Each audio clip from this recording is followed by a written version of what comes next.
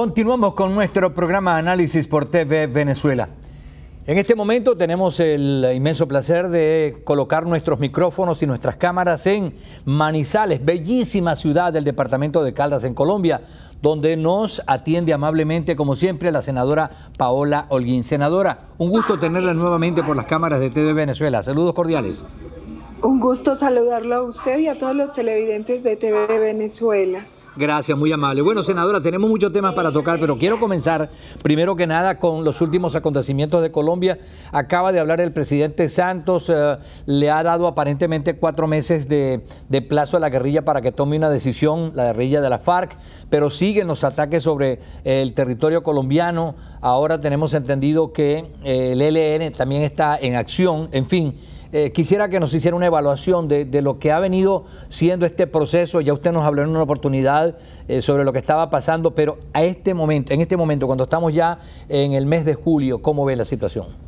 Bueno, nosotros estamos muy preocupados porque el gobierno está tratando de salvar un proceso que está empantanado, un proceso además que cada día tiene menos credibilidad por parte del pueblo colombiano. El último anuncio que hicieron es que las FARC va a hacer un cese unilateral a partir del 20 de julio y por un mes. ¿Qué dificultad encontramos? Primero, entonces le dan a las FARC licencia para matar soldados, policías y civiles hasta el 20 de julio. Entonces le dan licencia hasta ese día para que continúe como lo está haciendo el día de hoy, todos estos días volando oleoductos, secuestrando, traficando droga, extorsionando. Además, yo quiero recordarle a todos los televidentes que este es el 6º anuncio de cese unilateral por parte de esa organización terrorista. Hasta ahora ningún cese ha sido efectivo porque en todos los ceses ellos han continuado con el tráfico de drogas, reclutamiento de menores, el asesinato de soldados, policías, civiles, la extorsión y el secuestro. Otra cosa que nos preocupa es que el presidente Juan Manuel Santos, siempre que el proceso anda mal, sale con alguna bravuconada para que los colombianos se ilusionen. Esta vez lo que dice es que les da 4 meses para saber si el proceso continúa o no. Nosotros hemos visto muchos anuncios similares en otros momentos de crisis del proceso, pero finalmente no pasa nada. Al escuchar las declaraciones del presidente se preocupa también porque él viene hablando de la necesidad de un cese bilateral al fuego. Los colombianos nos preguntamos qué es cese bilateral. Que las FARC se equipare con las Fuerzas Armadas de la República, con el Ejército y la Policía y cesen toda su actividad. Es que no podemos equiparar la actividad armada de una organización narcotraficante y terrorista con la fuerza legítima del Estado que ejerce el Ejército y la Policía. Además, eso sería inconstitucional. La Constitución Política de Colombia establece una obligación por parte de nuestras fuerzas. Senadora, en ese mensaje último que dio el presidente Santos, algunos interpretan que darle plazo de 4 meses pareciera estar indicando que hasta él se está desesperando por la lentitud de estas conversaciones y los pocos logros que se han tenido hasta el momento. Lo que usted dice es cierto, él se nota desesperado, hay muy pocos logros, llevamos casi 3 años en este mal llamado proceso de paz, pero hay una coincidencia que también es preocupante, y es que él da un plazo de 4 meses, que es el plazo que hay más o menos para el tema electoral en Colombia. Nosotros a finales de octubre, el 25 de octubre, vamos a tener elecciones en todo el país de alcaldes, gobernadores, concejales, ediles, diputados. Entonces, qué coincidencia que durante el lapso que dura la etapa electoral, las campañas, el presidente lo establezca como un tiempo para supuestamente definir el futuro del proceso de paz. Cuando tuvimos la reelección de Juan Manuel Santos, esa fue también la falsa promesa. Santos dijo, tengo la paz de un cacho, y finalmente se hizo reelegir y el proceso sigue igual de empantanado, las FARC sigue sin hacer un solo gesto de paz y los colombianos cada día creen menos en el actual proceso y cada vez se oponen más al tema de la impunidad por parte de los terroristas, a la elegibilidad, es decir, que ellos puedan participar en el ejercicio público. Cada vez se oponen más a que se pase por encima de los derechos que tienen las víctimas, a la verdad, la justicia, la reparación y la no repetición. En este momento, de lo que se ha dicho, de lo que se ha dado a conocer, se ha entendido, por lo menos hasta ahora, que las guerrillas no han dicho tajantemente que van a deponer las armas y que se van a integrar a la vida política. ¿Esta apreciación es correcta? Es correcta. Hasta ahora todas las afirmaciones, y los televidentes pueden buscar los distintos portales de la organización narcoterrorista, lo que dicen es que va a haber dejación, pero no entrega de armas. Además, todo el tiempo han dicho, no están dispuestos a pagar un solo día de cárcel, no van a entregar los bienes ilícitamente adquiridos. Y ahí los colombianos tienen una justa preocupación. Entonces, ¿quién va a reparar las víctimas? Nosotros los colombianos, con nuestros impuestos, vamos a reparar las víctimas que durante 6 décadas ha dejado esta organización narcotraficante y terrorista. Nos preocupa que ellos nunca han hablado de la entrega de rutas y de dejar definitivamente el tema del narcotráfico, de los cultivos ilícitos, que además es muy preocupante. Mire, en estos días nosotros vimos a la comunidad internacional indignada por la fuga del narcotraficante alias el Chapo Guzmán. El mayor proveedor de droga de esa organización y de los distintos cárteles mexicanos es la FARC. La FARC tiene además vínculos probados con miembros del régimen venezolano que se dedican al tráfico de droga. Entonces esta es una preocupación enorme. Nosotros nos preguntamos como colombianos qué estamos negociando cuando ellos no van a dejar el negocio del narcotráfico, cuando continúan reclutando menores, secuestrando, extorsionando, dinamitando la infraestructura. Y no solamente eso, complicando la situación económica de Colombia, porque lo que acaba de pasar es bastante grave, lo de los camiones petroleros y el derrame de petróleo sobre ríos importantes y dañando la ecología de Colombia, ¿no? Mire, difícilmente Colombia va a poder superar el impacto ambiental de lo que viene sucediendo en una zona como el Putumayo. Lo que nos han dicho algunos ingenieros ambientales es que podríamos tardar unos 100 o 200 años en recuperar la ecología de esa zona que se ha visto afectada por los derrames de petróleo que permanentemente está provocando esta organización narcotraficante y terrorista. Esa es una enorme preocupación. Otra, el daño ambiental que se está produciendo con el enorme crecimiento de cultivos ilícitos que se han presentado durante este proceso de negociación. En la zona del Catatumbo y en otras zonas del país, lo que hemos visto es un crecimiento de cultivos ilícitos. Acaba de informar Naciones Unidas que, para vergüenza y dolor de los colombianos, hoy el país vuelve a ocupar el primer lugar en producción de droga, de cocaína en el mundo. Entonces, cuando uno ve estas condiciones, uno se pregunta de qué proceso estamos hablando. Ciertamente. Senadora, yo le voy a pedir que nos regale unos minuticos más y voy a dejar en el aire ya algunas inquietudes que tenemos para ver si usted nos ayuda con la respuesta. En primer lugar, la relación con Venezuela y en este momento lo que ha estado pasando y las acusaciones que está haciendo el gobierno de Venezuela hacia Colombia.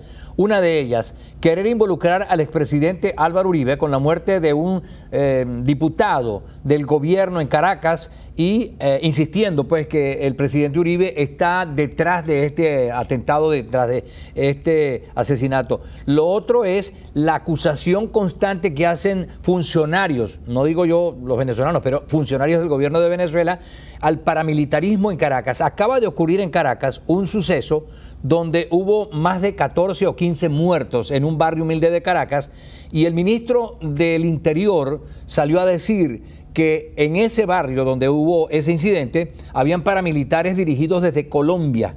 Y en otras palabras diciendo que el AMPA de Caracas, los delincuentes de Caracas están actuando porque son enviados desde Colombia y acusó directamente paramilitares. Quisiera su visión en relación a estas declaraciones dadas por funcionarios del gobierno de Venezuela y el propio presidente Maduro señalando otra vez al expresidente Álvaro Uribe. Así que ya volveremos con usted, senadora, desde Colombia para que nos ayude con esta información en TV Venezuela en los Estados Unidos. Volveremos en breve con la senadora Paula Holguín desde Manizales, Colombia, para nuestro programa del día de hoy.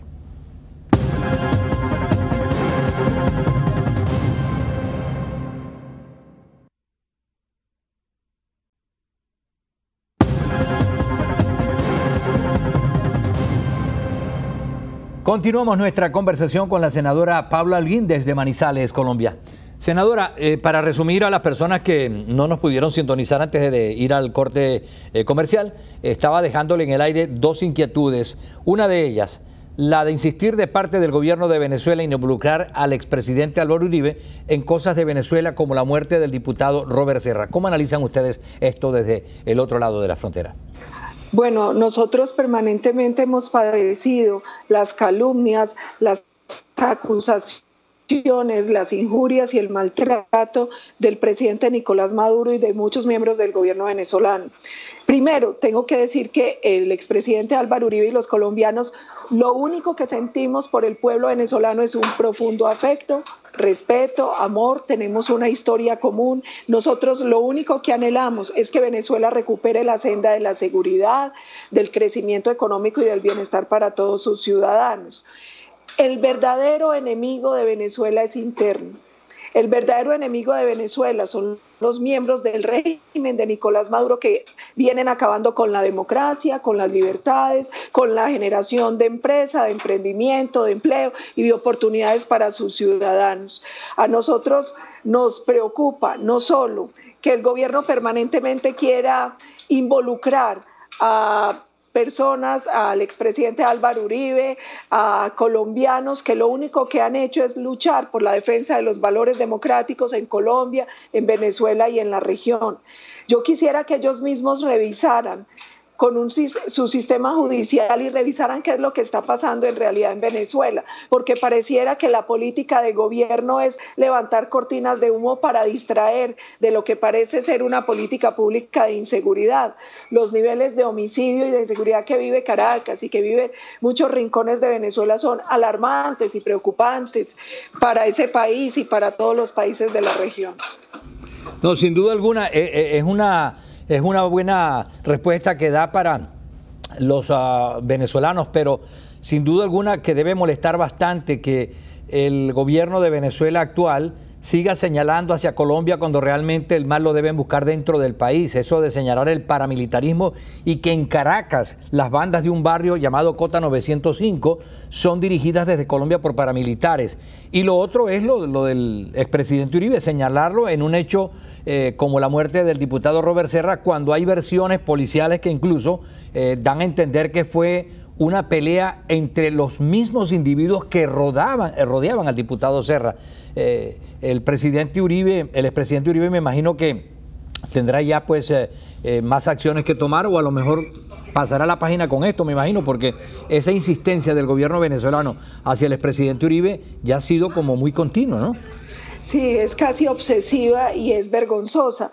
Además, porque nosotros aquí también logramos conocer algunos elementos probatorios que hablan de cómo el asesinato lo tienen que buscar adentro y las dificultades las están teniendo en realidad entre miembros del propio régimen en este momento. Nosotros, vuelvo y repito, lo único que anhelamos es que Venezuela recupere la democracia, recupere la senda de crecimiento económico, y además de ser obsesivo el comportamiento de la dictadura de Maduro contra el expresidente Álvaro Uribe, a uno también le angustia ver el silencio cómplice del gobierno colombiano.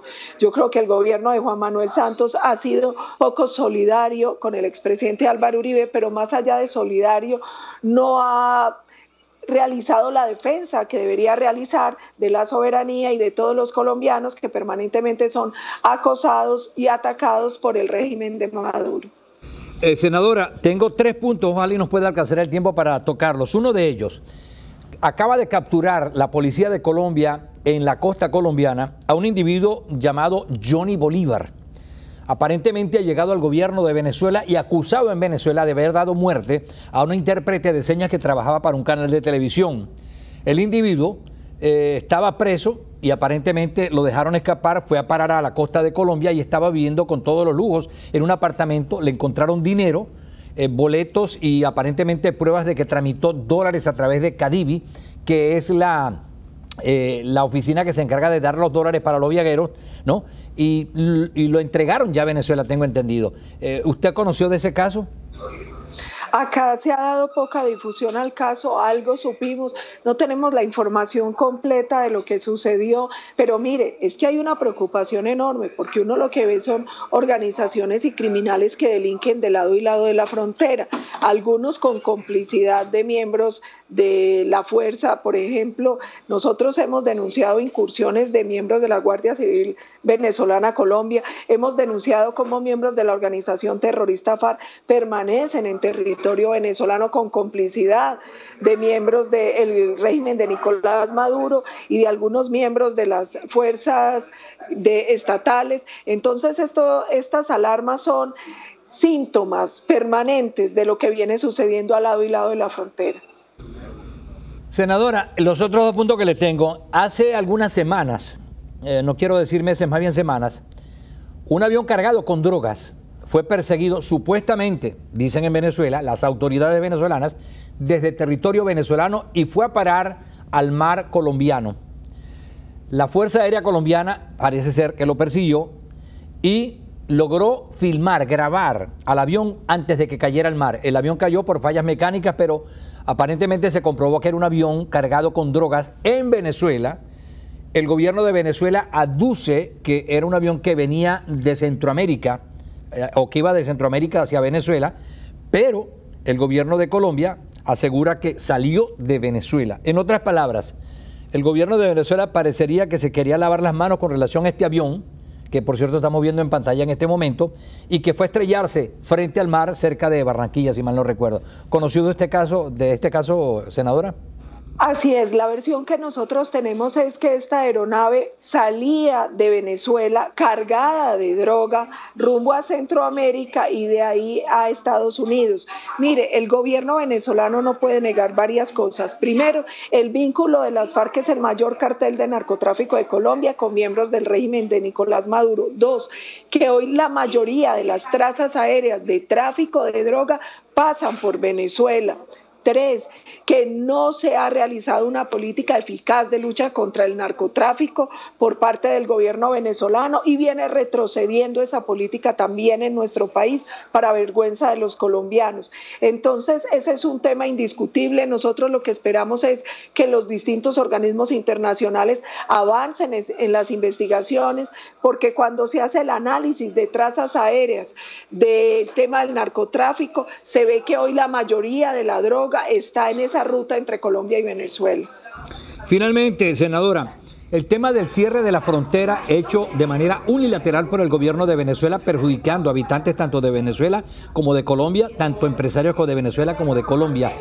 ¿Han ustedes logrado alguna información extra de hasta cuándo va a tener Venezuela esto? Porque aducen que el contrabando de Venezuela hacia Colombia es lo que está perjudicando el suministro de alimentos y también perjudicando el suministro de combustibles. Y lo último es que el gobierno de Venezuela acaba de colocar estaciones de gasolinas con precios internacionales, supuestamente para evitar que la gasolina se la lleven a Colombia. ¿Qué nos puede decir al respecto? Bueno, a nosotros nos preocupó el cierre unilateral de la frontera por parte del gobierno venezolano, porque finalmente es un tema que afecta a los conciudadanos, a los ciudadanos de lado y lado de la frontera. Además, porque finalmente, mire, a nosotros nos han pasado grabaciones que lo que demuestra es que eso se ha convertido en un foco de corrupción, porque mientras se supone que la frontera debería estar cerrada, se ve que con complicidad de miembros de la Guardia continúa pasando camiones. Entonces eso para lo que se ha prestado es para afectar a la población de lado y lado de la frontera y para fomentar un foco de corrupción en esa zona. Sí, sin duda alguna que los más perjudicados son los venezolanos con este cierre de la frontera, porque desde luego los venezolanos no pueden ir a Colombia y además entre los dos países hay familias que se entrecruzan a diario y que ven cerrada la frontera cuando más la necesitan, ¿no? Así es, mire, a uno le llama mucho la atención y le angustia que el gobierno colombiano sea tan complaciente y tan servil frente a lo que está sucediendo. En debates que hemos dado nosotros en el Congreso de la República hemos denunciado el tema de las deportaciones masivas de colombianos, violándole los derechos humanos, violando toda la legislación migratoria de Venezuela. Hemos denunciado las incursiones ilegales permanentes de miembros de la Guardia. Hemos denunciado cómo terroristas colombianos de las FARC se presencian en el otro lado de la frontera, cómo se vienen afectando la población de lado y lado de ambas naciones con el tema de estos cierres arbitrarios que finalmente lo que están fomentando es la corrupción. Entendido. Senadora, como siempre, ha sido muy amable. Gracias por habernos atendido y hasta una próxima oportunidad. Muchas gracias a ustedes. Quiero enviarle un abrazo, aprovechar esta oportunidad para enviarle un abrazo a María Corina, a Leopoldo, a todos los luchadores por la libertad de Venezuela, a esos miles, a esos millones de ciudadanos que dentro y fuera del país siguen peleando por la democracia de su país. Nosotros en Colombia tenemos toda la solidaridad, el afecto por el gran pueblo venezolano, por nuestros hermanos, y sentimos vergüenza por la falta de capacidad de nuestro propio gobierno para ayudar frente a la violación permanente a la democracia y a los derechos humanos que allí se presentan. Agradecidos, senadora Paula Holguín, por estos minutos que nos ha concedido y hasta una próxima oportunidad. Muchas gracias. Era la senadora Paula Holguín, senadora de Colombia, en vivo y en directo para nuestro programa del día de hoy. Esto es Análisis por TV Venezuela. Volveremos en breve.